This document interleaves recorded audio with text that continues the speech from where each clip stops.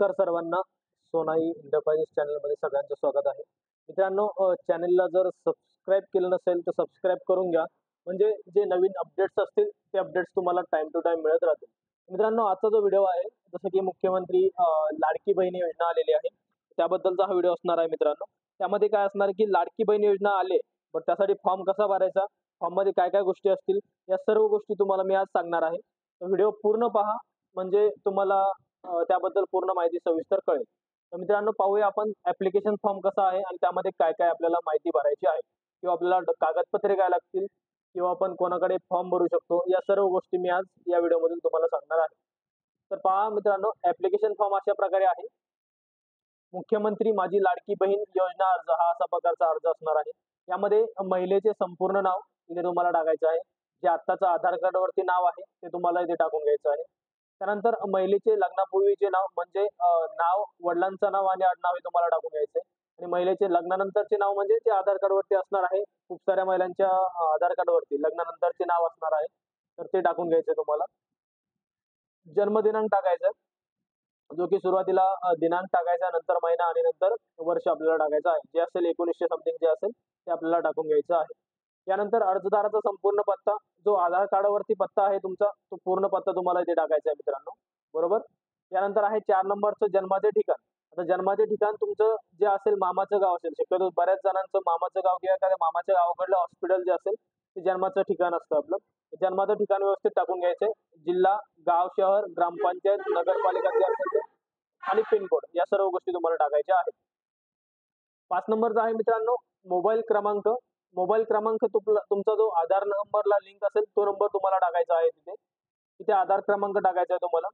त्यानंतर 7 नंबरचा आहे मित्रांनो, शासनाच्या तुम्ही कोणत्या योजनेचा लाभ घेताय का, म्हणजे त्यामध्ये आले निराधार योजना असेल किंवा श्रावणबाळ योजना असेल, या सर्व 2-3 प्रकारच्या योजना ज्या आहेत त्यामध्ये तुम्हाला पैसे भेटतात. जर भेटत असतील तर होय करून इथे तुम्हाला किती रुपये भेटतात ते टाकायचं आहे. कारण की या योजनेमध्ये तुम्हाला, जर अगोदरच्या योजनेमध्ये तुम्हाला 700 रुपये भेटत असतील, तर बाकीच्या योजनेमध्ये तुम्हाला बाकीचे 1500 टोटल करण्यासाठी बाकीचे 800 रुपये तुम्हाला या योजनेमधून तुम्हाला भेटणार आहे. त्यानंतरचं 4 नंबरचं आहे मित्रांनो वैवाहिक स्थिती. त्यापैकी 5 पैकी तुम्हाला टाकायचं आहे. पहिला आहे विवाहित असेल तर इथे विवाहित टाकायचे. घटस्फोटित असेल तर इथे घटस्फोटित. विधवा असेल तर विधवा. परित्यक्त असेल तर परित्यक्त, आणि निराधार असेल तर इथे निराधार टाकायचं आहे. त्यानंतर बँकेचे तपशील टाकायचे मित्रांनो. बँकेचे संपूर्ण नाव, जसं की state bank of India, Maharashtra bank, Maharashtra ग्रामीण बँक किंवा इंडियन पोस्ट बँक, या सर्व बँकेचे जी पण बँक असेल, तुमचं बँकमध्ये खातं असेल, ते तुम्हाला बँकेचे पूर्ण नाव इथे टाकून घ्यायचं आहे. त्यानंतर बँक खातेधारकाचे नाव, म्हणजे तुमचं नाव तुम्हाला तिथे व्यवस्थित टाकायचं आहे, पूर्ण नाव. तिथे खाली आहे बँक खाते क्रमांक आणि IFSC कोड, जो की तुमच्या पासबुकवरती व्यवस्थित लिहिलेला असेल. SBI असेल तर SBI पासून सुरू होणार, सेंट्रल बँक असेल तर CBIN पासून सुरू होतं. अशा प्रकारचा IFSC कोड जो असेल तो तुम्हाला तिथे टाकायचा आहे. 10 नंबरचा आणि सर्वात महत्त्वाचा प्रश्न आहे मित्रांनो, आपला आधार क्रमांक बँक खात्याला जोडलेला आहे काय? कारण की तुम्हाला हे जे पैसे येणार आहेत ते, आणि हे फक्त आणि फक्त आधार कार्डला जी बँक लिंक केलेली असेल त्याच बँकला तुम्हाला हे पैसे येणार आहेत. बरोबर.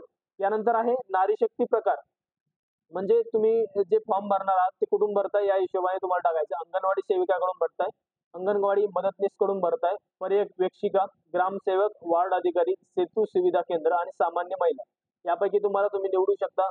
तुमच्या हिशोबाने तुम्ही निवडू शकता. ओके. त्यानंतर आहे खालील सर्व कागदपत्राच्या प्रती सादर करण्यात यावी, म्हणजे अपलोड करण्यासाठी कागदपत्र काय लागतील. आधार कार्ड लागेल मित्रांनो.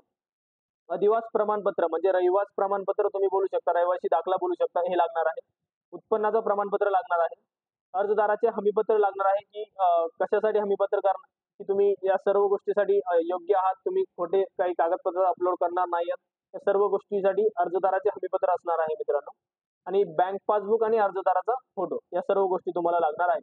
बरोबर. त्यानंतर टीप बघा त्यांनी दिलेलं आहे, अर्जदाराने सदरचा अर्ज परिपूर्ण भरण्यात आल्यानंतर संबंधित अंगणवाडी केंद्रामध्ये जमा करण्यात यावा. म्हणजे अंगणवाडी केंद्रामध्ये जमा करायचा भाऊ, त्यानुसार तुम्हाला तिथे भेटणार आहे. आता अर्जदाराचे हमीपत्र जे आहे ते काय आहे बघा.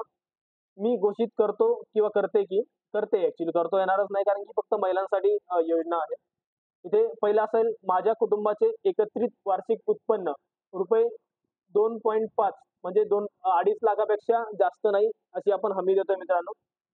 2 नंबरचा आहे माझ्या कुटुंबातील सदस्य आयकरदाता नाहीये, म्हणजे इन्कम टॅक्स रिटर्न भरत नाहीये. बिझनेस आहे तर बिझनेसचा इन्कम टॅक्स रिटर्न असतो किंवा नोकरी करत असेल तर नोकरी तुम्हाला जमणार नाहीये.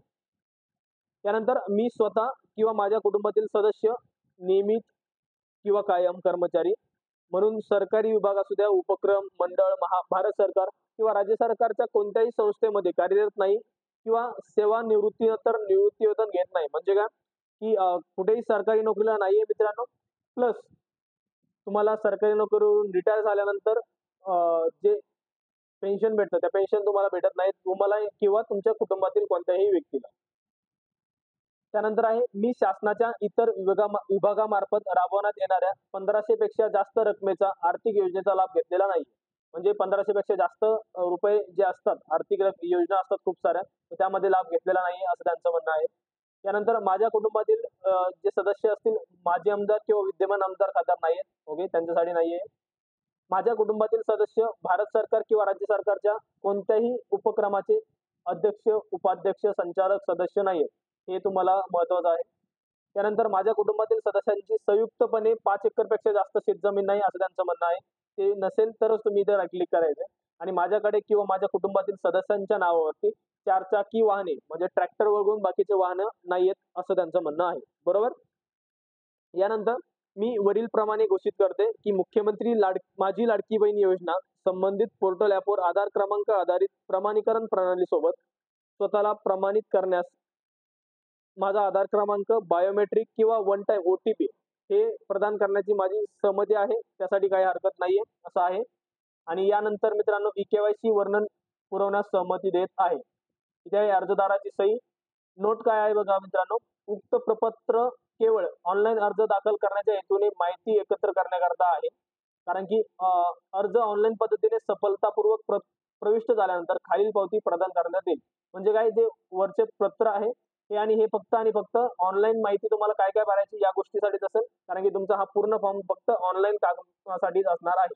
आणि अर्ज दाखल झाल्यानंतर ही पावती जी आहे खालची, मुख्यमंत्री माझी लाडकी योजना अर्जाची पावती, ही अर्ज स्वीकारण्याची सही म्हणजे ज्यांनी अर्ज घेतलाय तुमचा त्याची सही असणार आणि तुम्हाला हा अर्ज दिला, जी पावती आहे ती भेटली जाणार आहे. तर मित्रांनो अशा प्रकारचा हा अर्ज आहे.